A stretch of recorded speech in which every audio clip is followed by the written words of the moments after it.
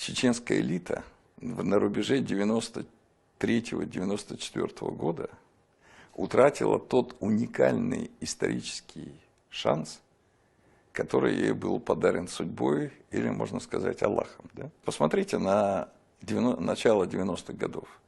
Чеченский этнос являлся самым пассионарным, самым организованным, самым романтизированным и самым перспективным этносом на территории не только Российской Федерации, а всего бывшего СССР.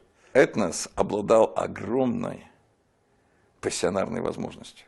А ведь тогда не было ни «Газпрома», ни «Роснефти», да, значит, ни «Норникеля», ни «Сибнефти» и так далее. И фактически, так сказать, если бы в тот момент пассионарный этнос вписался бы в общую структуру государственного и политического управления страны, его влияние на современном пространстве не только бывшего СССР, но и Восточной Европы было совершенно другим. И вот в этих удивительных условиях, вы представляете, вместо того, чтобы делить-то, да, все богатство бывшего СССР, ребята взялись делить Урус-Мархан с Очкой-Мартан. И вот на рубеже 94-го годов, да, вот эта их политика, она, безусловно, уже привела Ичкерию в тупик. Это уже было очевидно.